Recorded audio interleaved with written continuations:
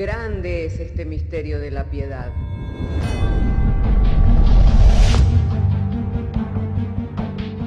Si se destruyeran los fundamentos, ¿qué ha de hacer el justo? Porque con un solo sacrificio hizo perfecto para siempre a los santificados. Justificados por la fe, tenemos paz para con Dios. Juntamente con Él nos resucitó y nos hizo sentar en los lugares celestiales con Cristo Jesús. Fundados y firmes en la fe, tenemos paz para con Dios. Bienaventurados los pobres en espíritu, porque de ellos es el reino de los cielos. Bienaventurados los que lloran, porque ellos recibirán consolación. Bienaventurados los mansos, porque ellos recibirán la tierra por heredad. Bienaventurados los que tienen hambre y sed de justicia, porque ellos serán saciados. Bienaventurados los misericordiosos, porque ellos alcanzarán misericordia. Bienaventurados los de limpio corazón, porque ellos verán a Dios.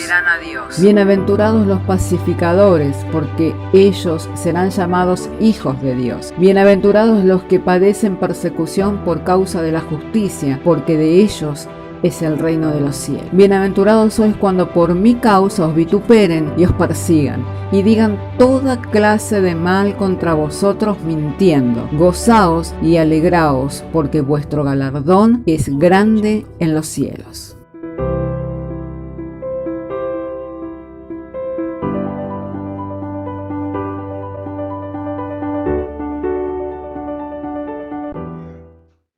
Evangelio de Juan, capítulo 6, verso 1. Dice así la bendita, la santa palabra del Señor.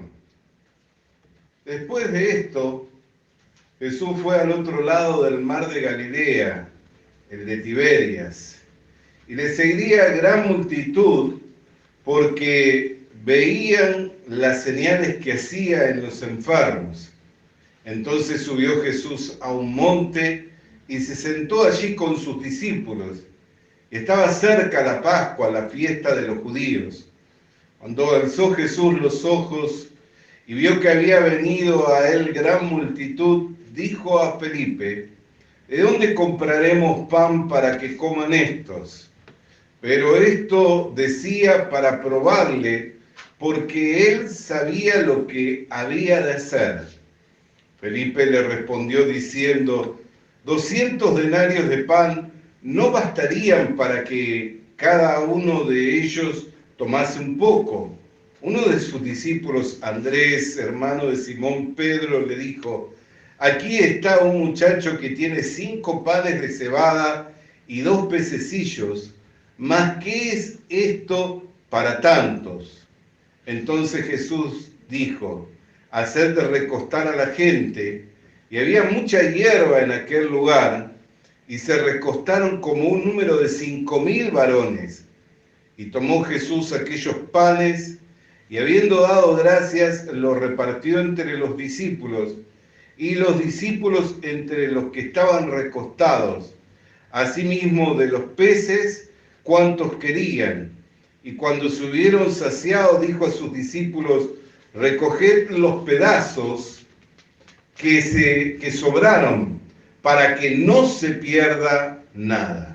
Recogieron pues y llenaron 12 cestas de pedazos que los 5 panes de cebada sobraron a los que habían comido.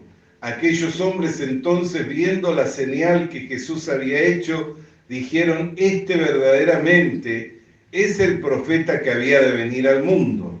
Pero entendiendo Jesús que iban a venir para apoderarse de él y hacerle rey, volvió a retirarse al monte él solo.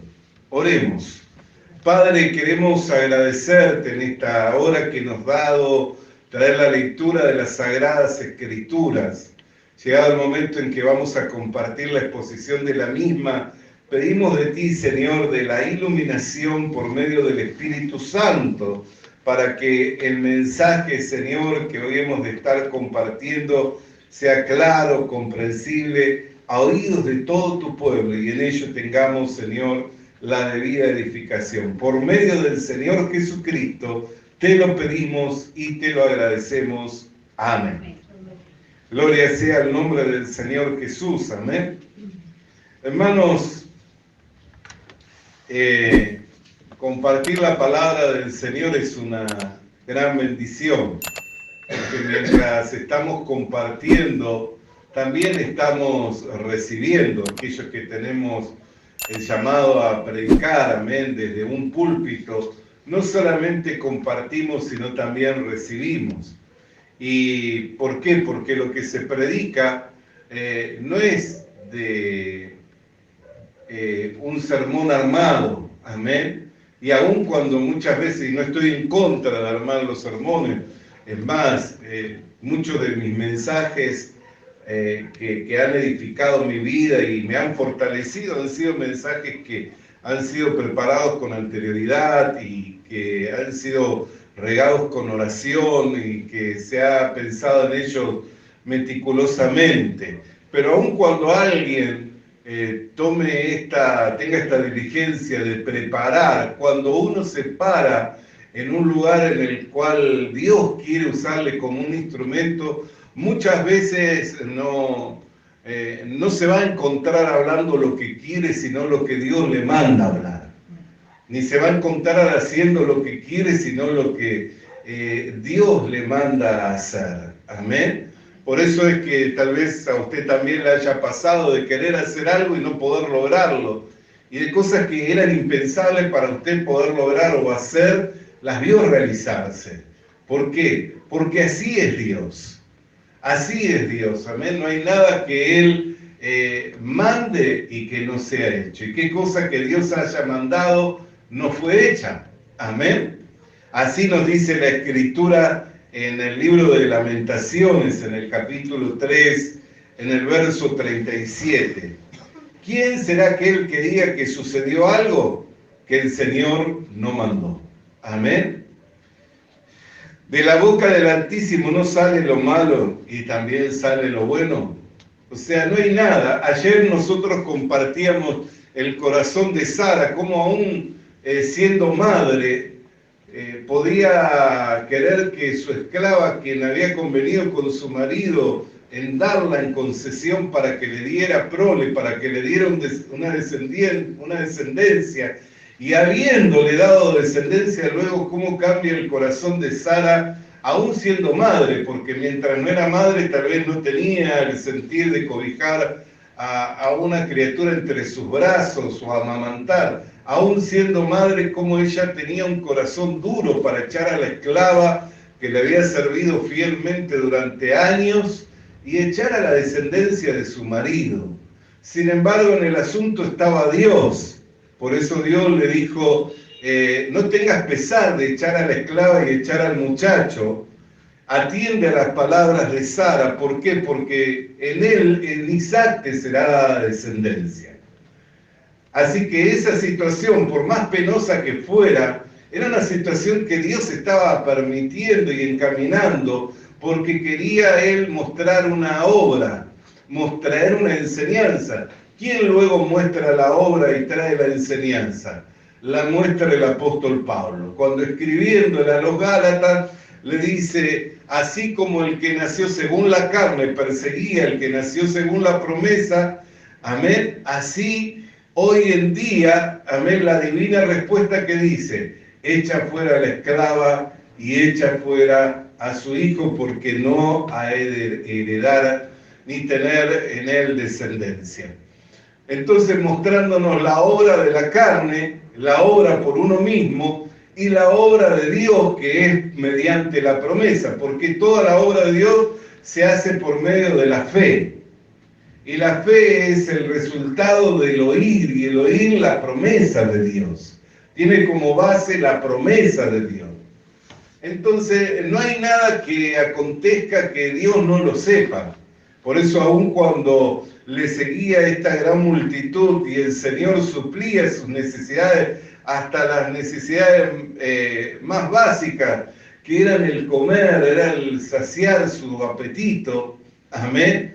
No solamente curaba las enfermedades que en ese tiempo eran imposibles de curarse, ya que la ciencia no había avanzado y la medicina estaba muy retrasada para poder traer salida a los enfermos, y aún había enfermedades que eran incurables y de las cuales nunca había habido testimonio de que algo así hubiera sucedido. Por ejemplo, el hombre que fue ciego de nacimiento, el cual dijo: nunca se ha oído de alguien que nació siendo ciego de nacimiento que haya sido curado. Verdaderamente me extraña que ustedes no sepan quién es este hombre que me curó, pero algo yo sí sé, que Dios a los pecadores no los escucha. Entonces, por medio del Señor Jesucristo se hicieron muchos milagros. Por medio del Señor Jesucristo no solamente se hicieron muchos milagros, sino que fueron suplidas las necesidades más básicas y elementales del hombre, que es la necesidad de saciar su apetito. Amén, de saciar su hambre, lo cual es una necesidad. Recién hoy nuestra hermana leía allí en el Evangelio de Mateo que pudiéramos pensar, si Dios alimenta las aves del cielo que no siembran ni recogen en granero, si Dios pudo vestir a los lirios del campo, que ni aun Salomón con todo su esplendor, con todo su poderío, pudo vestir a uno como ellos, pudo vestirse como ellos, que hoy son y mañana se secan y no sirven para más nada. Mientras están allí floridos y coloridos, decoran y hermosean el lugar, pero luego mañana se han de secar y no han de servir para nada. Hay otras plantas que, por ejemplo, se secan y son muy útiles, se pueden conservar. Hay dáctiles, las pasas de uva, que aún secas se conservan, se preservan y son un modo de alimentar.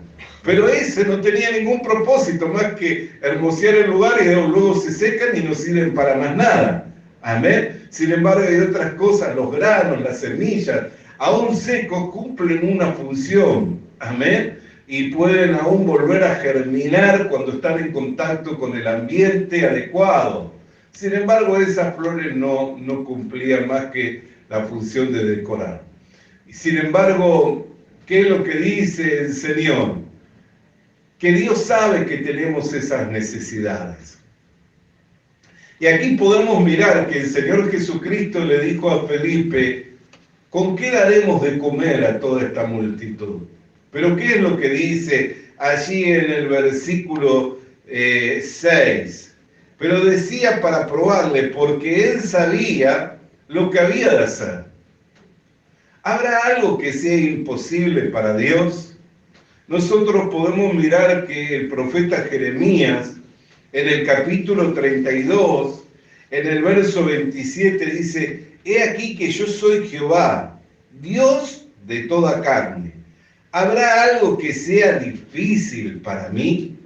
He aquí que yo soy Jehová, Dios de toda carne.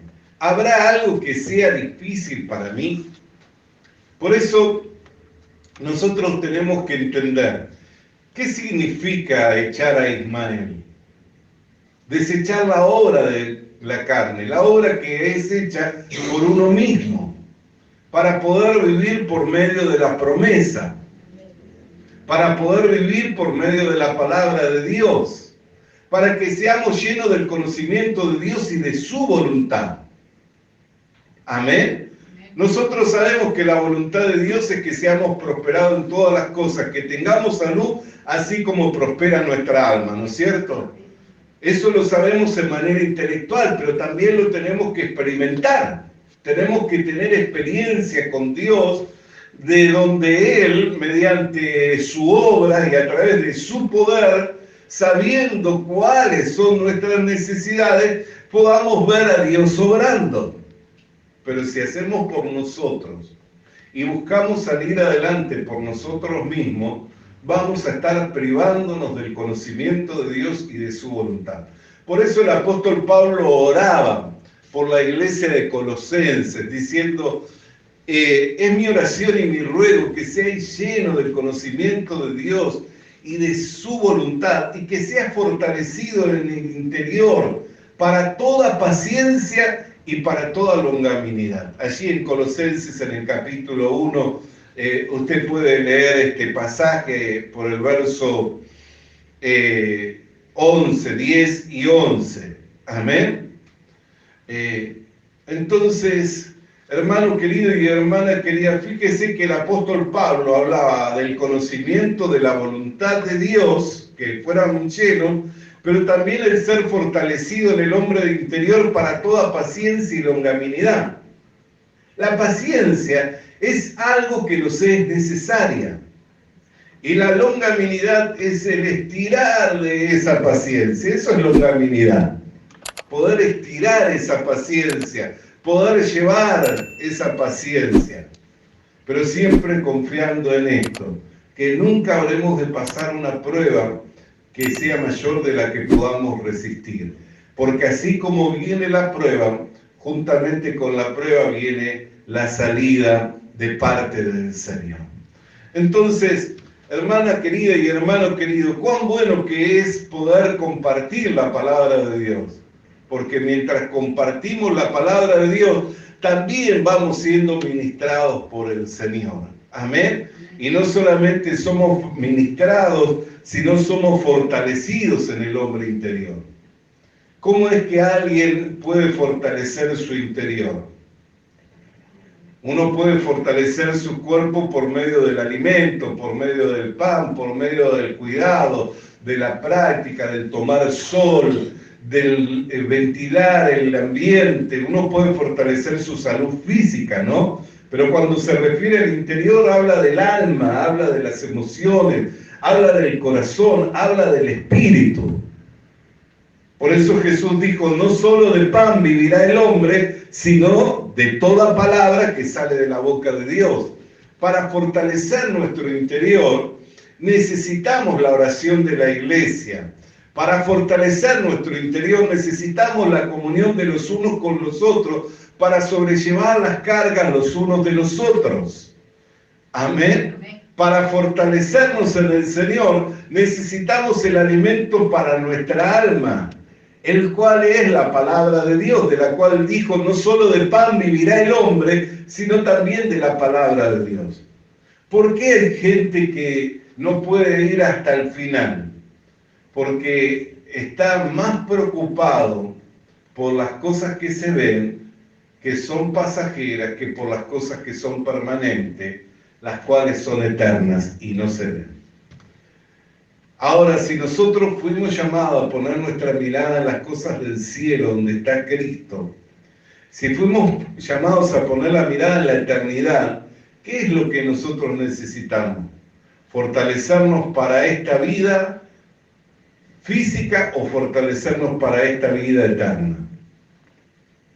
Nosotros necesitamos fortalecernos para la vida eterna, para alcanzar aquello por lo cual fuimos tomados por el Señor. Necesitamos correr esta carrera con paciencia. Amén. Como ayer leíamos, no siendo que siendo heraldo para otros, venga a quedar descalificados. Hermanos, con nuestra propia fuerza, nunca nosotros vamos a poder ir hasta el final. Pero por medio de Dios, nosotros podremos hacer todas las cosas. ¿Por qué? Porque para Dios son todas las cosas posibles. Amén. Por nuestras propias fuerzas, por más que usted se proponga y se disponga diciendo, yo voy a congregar, yo voy a ir hasta el final, y yo voy a creer, voy a retener la fe, voy a servir, nunca va a poder ir hasta el final. ¿Sabe por qué? Porque no es con ejército ni con espada, sino con el Espíritu de Dios que se vence. No es por el brazo de carne que se tiene la victoria, sino es si Dios es el que va delante de nosotros abriendo camino. Si Dios es el que va delante de nosotros abriendo camino, entonces la victoria está asegurada. Y nosotros tenemos seguridad de que esto es así. ¿Por qué? Porque la iglesia no aparece en el escenario de este mundo, sino hasta después de ¿qué? De la crucifixión y resurrección de Jesucristo. Aun cuando Cristo resucita de entre los muertos, ¿qué es lo que recomienda a sus discípulos? Que se queden en Jerusalén hasta que fueran llenos del Espíritu Santo, y entonces serían para Él testigos en Jerusalén, en Judea, en Samaria y hasta los confines de la tierra. ¿Por qué la necesidad de que recibieran el Espíritu de Dios? Porque el Espíritu de Dios era la promesa que el Señor les había dicho cuando estaba con ellos. ¿Qué es lo que les había dicho cuando estaba con ellos? Que Él los dejaría, pero que en cambio de Él estaría uno semejante a Él, el Paracleto, que estaría con ellos. Mientras el Señor Jesucristo estaba con sus discípulos, aunque los discípulos no sabían qué hacer, ¿Jesús dejaba de saber qué hacer? No, ¿no es cierto? Él sabía lo que tenía que hacer. Por eso cuando aconteció este hecho, ¿qué le dijo? Díganle a la gente que se recueste. Y se recostaron como 5.000 varones en esa hierba. Tomó los panes, dio gracias a Dios, lo repartió entre sus discípulos y estos lo repartieron entre la gente. Cuando se hubieron saciado, ¿qué le dijo? Vayan y recojan todo, ¿para qué? Para que nada se pierda. Amén. Entonces el Señor Jesucristo siempre sabía lo que tenía que hacer. Entonces, mientras el Señor Jesucristo estaba con sus discípulos, aunque sus discípulos no tenían el poder para echar fuera a los demonios, Jesucristo sí tenía el poder para echar fuera a los demonios. Aunque los discípulos no tenían el poder para sanar a los enfermos, Jesucristo sí tenía el poder para sanar a todos los enfermos que le eran traídos. Aunque los discípulos no tenían el poder para darle de comer a tanta gente, el Señor Jesucristo sí tenía el poder para darle de comer a tanta gente. Pero luego se iría. Amén. Pero ¿cuál fue la promesa? Que no os dejaría huérfanos, que enviaría a uno semejante a Él, el cual vendría y moraría en ellos y con ellos. Amén. Moraría en ellos y moraría con ellos. Que es el Espíritu Santo que nos da testimonio a nuestros corazones de quiénes somos. ¿Por qué nosotros decimos que somos hijos de Dios? Porque hay un testimonio interno, que es el testimonio del Espíritu Santo, que nos dice que hemos recibido la adopción al haber creído y al haber aceptado el sacrificio de Jesucristo como en la paga de nuestros pecados. Por el hecho de haber creído y haber recibido a Jesucristo, recibimos la adopción de ser hechos hijos de Dios. Y ese testimonio lo tenemos en nuestro corazón, en nuestro interior, por medio del Espíritu Santo. Nosotros sabemos quiénes somos, ¿no es cierto? Sabemos que somos hijos de Dios. Amén. Y esto no fue posible por nosotros. Cuando Jesús le planteó esto a Nicodemo, Nicodemo lo vio como un imposible. ¿Cómo un hombre viejo puede nacer de nuevo? ¿Acaso podrá volver al vientre de su madre? ¿Qué es lo que dijo el Señor Jesucristo? Si no nacieres del agua y del Espíritu, no entrarás en el reino de Dios. El agua tipifica la palabra y el Espíritu Santo la obra que hace Dios en nuestros corazones, trayéndonos el convencimiento por medio de su palabra para que sea dado por gracia mediante la fe. ¿Por qué? Porque nuestra salvación, esta salvación tan grande, no fue dada por gracia, ¿no es cierto? Pero en medio de ¿cuál fe? La fe. Mediante la fe es que nosotros recibimos la gracia de Dios de haber sido salvos de la condenación eterna. ¿Cómo sucedió eso? Mediante el agua y el Espíritu, mediante la palabra y el Espíritu Santo que trajo el convencimiento en nuestros corazones que la obra de Jesucristo fue suficiente. Que la obra de Jesucristo fue suficiente para cubrir la deuda que teníamos, lo cual nos era contraria, por la cual estábamos condenados a la condenación eterna. Estábamos destinados a la condenación eterna. Al traer ese convencimiento a nuestros corazones mediante el Espíritu, a través de la palabra del Evangelio, y al haber creído, fuimos sellados con el Espíritu Santo hasta el día de la redención completa. Por eso es que Jesús le dijo a sus discípulos que se quedaran. ¿Por qué? Porque si no recibían el Espíritu Santo, ¿ellos iban a poder hacer el trabajo? No, seguían siendo iguales. que como cuando Jesucristo estaba con ellos. Jesucristo hacía el trabajo, pero ellos no hacían el trabajo. Ahora, cuando vino el Espíritu Santo a morar a sus corazones y fueron hechos iglesia y fueron constituidos en apóstoles y en profetas y en evangelistas y en pastores y en maestros, entonces ahora era el trabajo del Espíritu Santo, que es el Espíritu de Dios el Padre y que es el Espíritu de Jesucristo. Por eso el mismo Señor Jesucristo dijo: y no os dejaré huérfanos, sino que vendremos y moraremos en vosotros. ¿Quiénes vendrían? El Padre, el Hijo y el Espíritu Santo, lo que en el principio de la creación dijeron sean hechos los cielos y la tierra, y los cielos y la tierra fueron hechos. ¿No? ¿Qué dice la Escritura? En el principio creó Dios los cielos y la tierra. El mismo que dijo sean hechos los cielos y la tierra, es el mismo que está morando en nosotros. La tierra no trabajó para producir los frutos, para producir los árboles, para producir las aves según sus especies. ¿Qué es lo que trabajó? La palabra de Dios. Dios dijo: sepárense en las aguas y descúbrase la tierra, y a los secos llamó tierra, y a las aguas que se reunieron llamó mares. ¿Quién trabajó? La palabra. La tierra no trabajó. Así también la palabra sigue trabajando en nosotros. Por eso nosotros no somos hijos de la esclava, sino somos hijos de la libre. ¿Por qué? Porque somos hijos de la promesa. ¿Por qué? Porque vivimos por la fe. Por eso es necesario echar a Ismael. Pero así como el hijo de la esclava perseguía al hijo de la promesa, así también tenemos este combate en nuestro interior. Así también tenemos esta lucha en nuestro interior, de querer hacer por nosotros, y de Satanás, que constantemente nos alienta o nos desalienta. ¿No es cierto?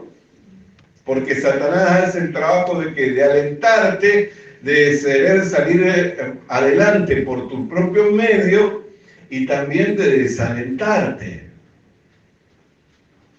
Porque el único propósito de Satanás es alejarte de la promesa, es alejarnos de la palabra. Porque sabe que lo que tiene poder es la palabra, sabe que lo que tiene poder es la palabra dada por Dios. Si nosotros esperamos en la palabra dada por Dios, pasará el cielo y la tierra, pero la palabra dada por Dios no pasará sin cumplirse. Y no hay nada que sea imposible para Dios, y Dios todo lo ha hecho por medio de su palabra. En el principio era el Verbo, y el Verbo era con Dios, y el Verbo era Dios, y todas las cosas fueron hechas por Él y para Él. Así dice el Evangelio de Juan, ¿no es cierto? Dios lo hizo todo por su palabra. El poder se encuentra en la palabra. Algunos dicen que el poder es el Espíritu Santo. El Espíritu Santo es la tercera persona de la Trinidad de Dios. No es un poder, es una persona. Hay cosas que nosotros, por ser finitos y limitados por este cuerpo de carne, no podemos llegar a entender. Pero el Espíritu Santo no es un poder, es una persona. ¿Por qué Jesús le dijo a sus discípulos, una vez más, piensen en esto, por qué Jesús le dijo a sus discípulos que no se fueran hasta que recibieran el Espíritu Santo? Porque ellos seguían siendo los mismos, por sí mismos no podían hacer nada. Pero cuando viniera la tercera persona de la Trinidad de Dios, que es el Espíritu Santo, entonces esa persona haría el trabajo que ellos no podían hacer, el cual hacía Jesucristo mientras estaba con ellos. El trabajo que hacían los discípulos lo hacía Jesucristo mientras estaban con ellos. Ahora, el trabajo era el trabajo del Espíritu de Dios. ¿Y qué es lo que toma el Espíritu de Dios para hacer el trabajo? Todo lo que fue enseñado por el Señor Jesucristo. Porque cuando venga el Espíritu Santo, tomará de lo mío y os lo hará saber. Él lo recordará.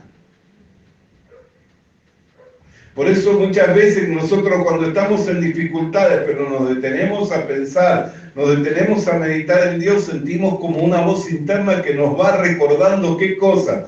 Las palabras que nos fueron habladas, ¿cierto? O las palabras que hemos leído de la Biblia, ¿cierto? Son esas palabras que nos fueron habladas o que leímos de la Biblia las que toma el Espíritu Santo y nos las hace recordar para que permanezcamos y perseveremos en el Señor a fin de que alcancemos la promesa.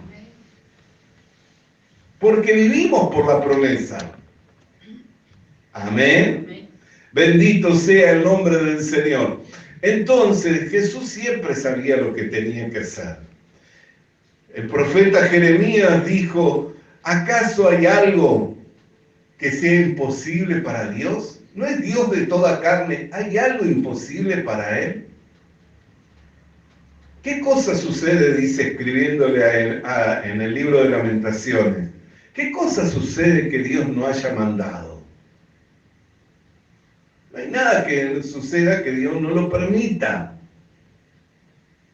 Ahora, mediante la confianza que nosotros tenemos en Dios, ¿de qué nos tomamos? De lo que dice Romanos capítulo 8, verso 28, que a los que amamos a Dios, todas las cosas que Dios permite, nos ayudan a bien. ¿No es cierto? Amén. A los que amamos a Dios, todas las cosas que Dios permite, nos ayudan a bien. Esto es a los que con un propósito fueron llamados. Porque a los que antes conoció, es a los que predestinó, y a los que predestinó es a los que llamó, y a los que llamó es a los que justificó, y a los que justificó es a los que glorificó. Por eso siempre ha sido y es el trabajo de Dios. En todo, hermano, desde el comienzo de la creación, desde que comenzaron a contarse los días, sobre esta tierra siempre ha sido el trabajo de Dios. Por eso la Escritura comienza diciendo, en el principio creó Dios. Trabajo de Él. Aún hoy en día sigue siendo el trabajo de Dios. La soberbia más grande y el desconocimiento más grande en cuanto a Dios es creer que Dios espera que nosotros hagamos algo para Él. Esa es la soberbia más grande. Creer que Dios espera que yo haga algo para Él. Y esa es la blasfemia más grande y el desconocimiento más grande. Entonces, ¿qué es ser lleno del conocimiento de la voluntad de Dios y fortalecido en el poder interior para toda paciencia y longanimidad? Saber que es trabajo de Dios en nuestras vidas. Saber que es el Señor el que nos va llevando de gloria en gloria, de victoria en victoria y de poder en poder. Vamos a leer una vez más Colosenses capítulo 1, verso 10. Para que andéis como es digno del Señor, agradándole en todo, llevando fruto en toda buena obra y creciendo en el conocimiento de Dios. La buena obra no es la que yo puedo hacer, la buena obra es la que Él comenzó. El que comenzó la buena obra en vosotros, dice, la perfeccionará hasta el día de Jesucristo. Creciendo en el conocimiento de Dios, fortalecidos con todo poder, conforme a la potencia de su gloria, para toda paciencia y longanimidad, con gozo, dando gracias al Padre que nos hizo aptos para participar de la herencia de los santos en luz, el cual nos ha librado de la potestad de las tinieblas y trasladado al reino de su Hijo amado. Entonces, ¿quién dice que libró? Dios. Dios es el que libró de la potestad de las tinieblas. ¿Por qué? Porque mientras estábamos bajo esa potestad, no podíamos librarnos. Fíjese el endemoniado de Gadara, por muchas cadenas que le pusieran y por el deseo de impedir a los hombres que éste perturbara la región, no podían impedirlo. Y tendría sufrimiento el endemoniado de Gadara, quería vivir en esa condición de humillación, de degradación, no querría seguramente. Pero ¿qué era lo que lo llevaba? El poder de Satanás. Y los hombres, aún queriendo evitar que éste perturbara a la región y queriendo evitar que no podían evitarlo. ¿Por qué? Porque no puede el hombre evitar esas cosas. Solamente si Dios obra, entonces una persona es librada. Pero vino el Señor Jesucristo, ¿y qué sucedió con el endemoniado de Gadara? Vino y se postró a sus pies. Y le dijo, ¿qué tienes con nosotros, hijo del Dios Altísimo? ¿Por qué nos atormentas? Y el Señor le mandó a enmudecer, a callar. Y luego le dice, ¿quién eres? Somos legión porque somos muchos. Y le dijo, no nos envíes a los lugares áridos, permite que vayamos a ese hato de cerdo. Fíjese cómo se sometían. Eran muchos las legiones. Sin embargo, tenían que recibir el permiso del Señor para aún entrar en el hato de cerdos. Y cuando vieron entrado al hato de cerdos, ¿qué pasó? Se echaron por el despeñadero. ¿Amén? Porque el Señor sabía lo que había de pasar. Amén. Sabía lo que había de pasar. Dios no ignora ninguna de las situaciones que nosotros podamos estar atravesando.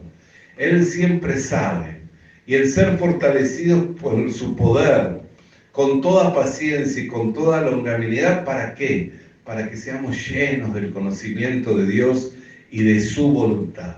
Pero no el conocimiento intelectual, porque muchas personas saben que Dios salva, sana, liberta, prospera, pero lo saben de manera intelectual. No lo tienen como una experiencia de vida.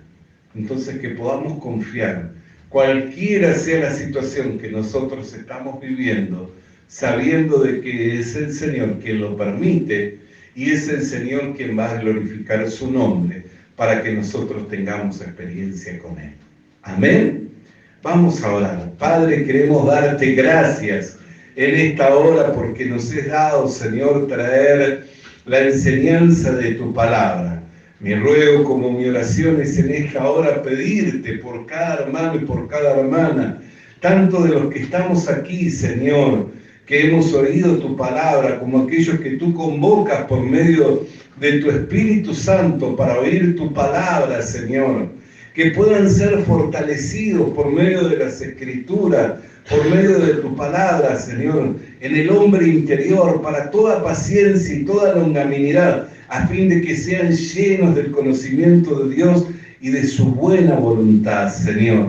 Pero que no sea un conocimiento intelectual de saber que la Biblia lo dice, sino sea una experiencia vivida. Por lo que te damos gracias en el nombre de Cristo Jesús. Amén y amén. Vamos a alabar el nombre del Señor. Ya nos estamos preparando, amén, para finalizar la reunión y vamos a tener una dirección más, amén, en esta mañana. Visita nuestras redes sociales.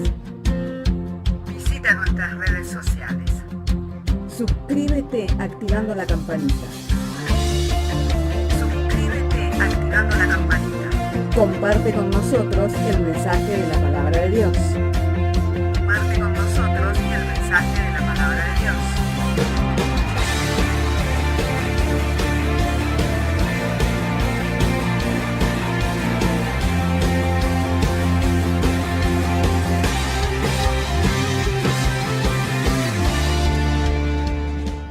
Le animamos a que consiga una Biblia,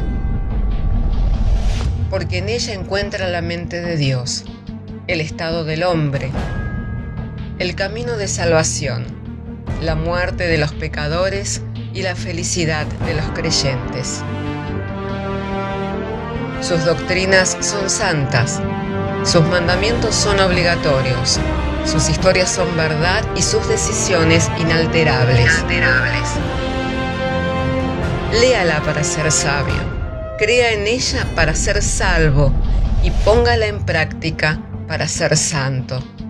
Ella contiene luz para guiarle, alimento para reforzarle y consuelo para alentarle. La Biblia es el mapa del viajero, el bastón del peregrino, la brújula del piloto, la espada del soldado y la carta del cristiano. Le animamos a que consiga una Biblia,